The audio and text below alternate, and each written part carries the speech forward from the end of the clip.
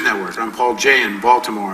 In 1997, Annie Marchand, a member of MI5, British intelligence, left the intelligence agencies blowing the whistle alongside her partner for what she said was corruption, incompetence, and illegality.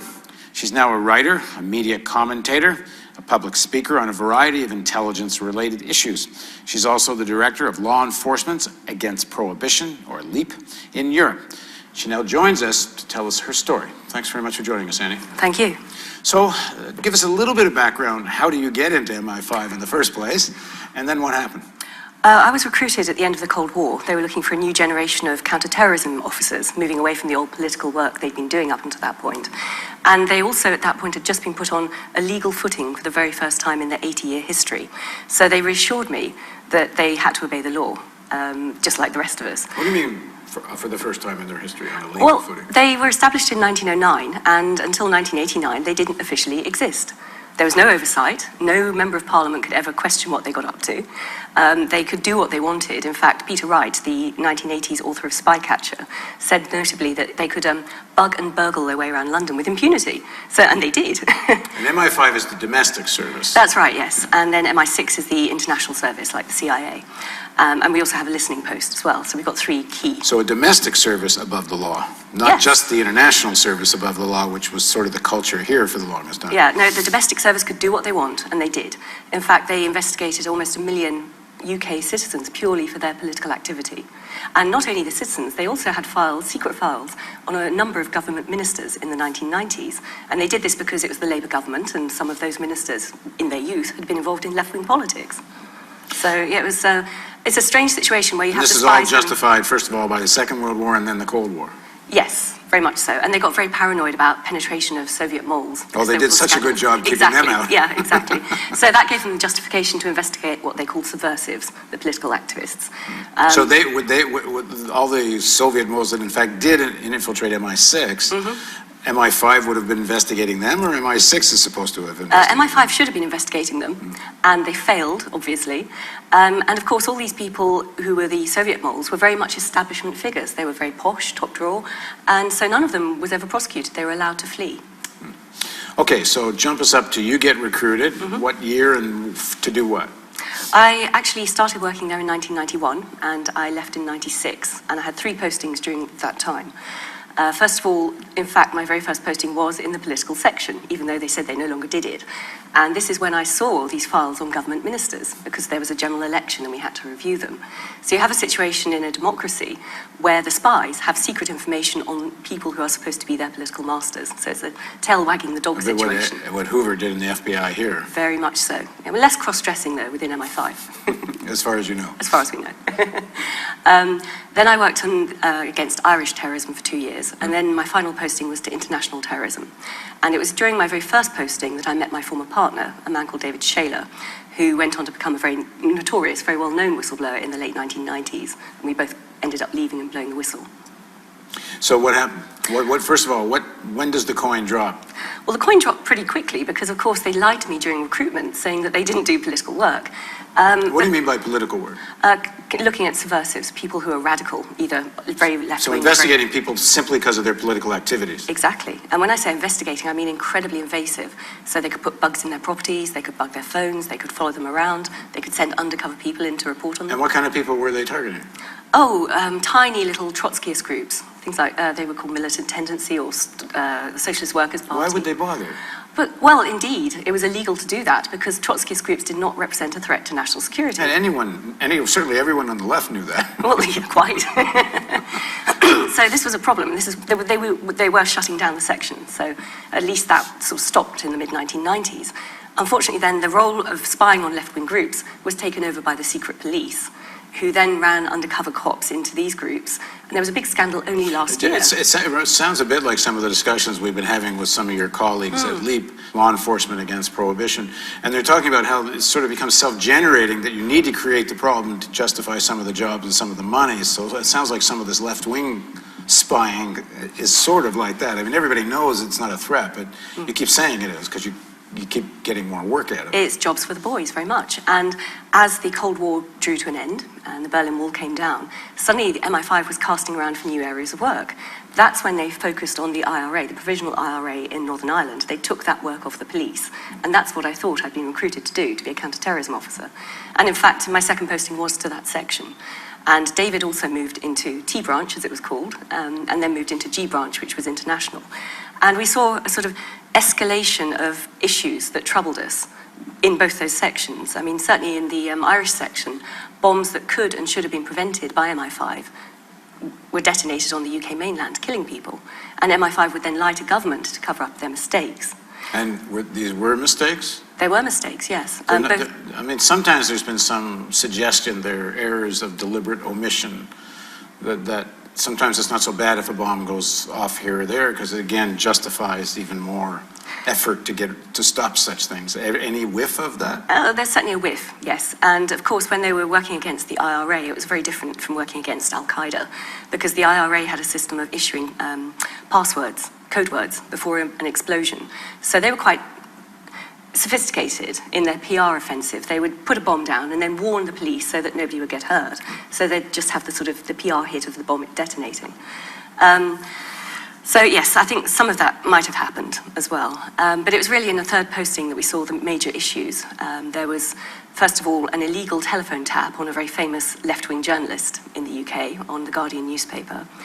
There was also the imprisoning and conviction of 2 innocent people for conspiracy to bomb the Israeli embassy in 1994 in London.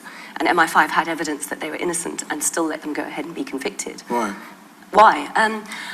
That's a very good question, because MI5's assessment after they looked at all the evidence around this case was that Mossad, the Israeli intelligence agency, had carried out a controlled explosion outside their own embassy in order to, one, increase the security around all their interests in London, which they've been pushing for years, and MI5 kept telling them to, take a hike. And also to frame these 2 innocent people who are involved in Palestinian support networks in London. And that network was gaining a lot of traction politically and financially. And of course, once you finger 2 innocent people, the whole network just disappeared. So you're saying this as if you know this to be true. Has this evidence risen to the public level? Has anything happened? Oh, absolutely. I mean, during the whistleblowing years, this was one of the things that came out. And there was indeed an appeal for the 2 people in prison. And they admitted that there were documents within MI5, but they weren't going to disclose them because they didn't have to under the secrecy laws. So the 2 people had to finish their sentences. They got 20 years in prison each. They did? Yeah. So the judge went against... They did most of 20 years? They did most of 20 years. That's insane. There was a young woman called Sama Alami and a young man called Jawad Botmeh. And there was a huge campaign to release them and everything. It was a big, big scandal, but the judge just ignored all case law and let them rot in prison. All right, so was that one of the things that starts to inspire you that this isn't, I can't live with myself doing this? Pretty much, yes. I mean, it was a sort of process of boiling the frog. When we were in MI5, things got worse and worse. So when's the moment you look around and say, okay, I'm turning into frog's legs? Well, that sort of came to a head, came to the boil in 1995, because David Shayler, my partner at the time, was the head of the Libyan section in MI5, and he had an unusually close working relationship with his counterpart in MI6, the Foreign Intelligence Agency. And he was briefed officially about a plot that MI6 was involved in, and some of his colleagues were too, it wasn't just David. And this was basically MI6 funding a bunch of Islamic extremist terrorists in Libya. And this group had links with Al-Qaeda, which was a known terrorist group even then, which MI5 was investigating. And MI6 was funding this group. And what they were doing was helping to foment a coup against Gaddafi. So the Well, group... to investigate, they just, I assume, could have phoned the CIA and asked, because the CIA had, certainly at the beginnings of Al-Qaeda, at least something to do with it. Absolutely, yes. I mean, all the support they gave them during the Mujahideen in Afghanistan, no doubt about it.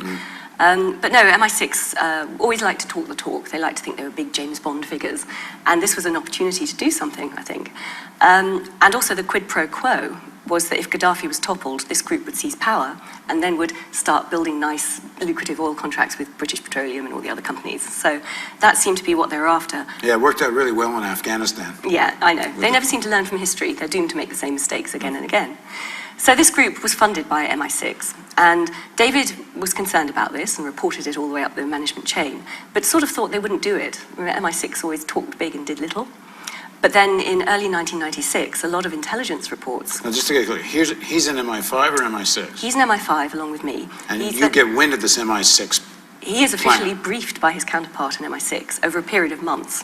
So this was sort of building up for a while. And he up the food chain of MI5 says, are you guys aware of what MI6 is planning to do? Yeah, and nobody seemed bothered, partly because MI6 would... So just to get ban clear, not, this is yeah. a plan to use Al-Qaeda-type groups in Libya to assassinate the leader of Libya. Yes, at a time when Al-Qaeda was known to be an enemy of the West. So MI5 was investigating them, MI6 was funding them. That was how crazy it was. Crucially as well, this operation was illegal under UK law, because under the Intelligence Services Act 1994, MI6 can commit crimes abroad with legal impunity, but only if they get the prior written permission of their political master, the Foreign Secretary. In this case, they didn't get it, so it was illegal as well as immoral and unethical. And in early 1996, Gaddafi was returning from Sirte in Libya to Tripoli in a cavalcade of cars, and an explosion occurred under one of the cars. Obviously the wrong one, because Gaddafi survived. But there was a security shootout afterwards, and innocent bystanders were gunned down. So we're looking at an illegal operation funding our terrorist enemies, which goes wrong and also kills innocent people. Now, just to back up, MI6 doesn't have the official sanction, but is there a suggestion here this is being done without the political masters knowing? Yes, So it's, I mean, this is a kind of rogue MI6 operation. yes. Completely rogue and completely illegal. And yet, roll forward a few years, and David has blown the whistle on this and gone to prison for it. The MI6 officers involved were never even arrested, certainly not charged or convicted. They were just protected by MI6. Why would MI6 do something like this without the political masters knowing? I mean, how much of this goes on, do you think, where they have their kind of own agenda about how the world should look? Well, it's very much a sort of network of old public school boys. So, you know, as chaps might talk casually to each other. But I think the major problem was cultural, because until 1994, MI6 had operated outside the law. It was only in 1994 the new law came in, which said they should get permission to do this sort of thing. And I think by 1995, the old boys hadn't really got to grips with the fact they had to follow the law. I think it was just that simple. I mean, it's noticeable now, of course, you roll forward to 2011, and the war in Libya, the NATO invasion, and MI6 people were on the ground in Libya helping the Benghazi rebels, and most of those rebels were the very same groups that they'd been funding in 1996 secretly. This time they were funding and training and helping them overtly.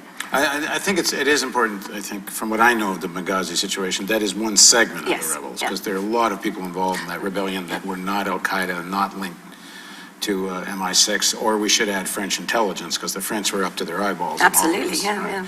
And also, just for the sake of the record, we shouldn't jump over the fact that after this 96, 97 period you're talking about, Gaddafi made his grand bargain with Cheney and Bush and had kind of had his rapprochement, including with the British, and Gaddafi's son was running around with British lords and Rothschilds and other people. Well, again, there's some interesting history there, because we know, it's on the public record, that the Shayla case was one of the negotiating factors between the Gaddafi regime and the Tony Blair government. That and the Lockerbie trial, the two suspects that were wanted for the trial of bombing Pan Am 103 in 1988. So we have a situation where that was one of the sort of hot potatoes that helped Gaddafi use as a lever to get a deal with Blair and come in from the cold. Right.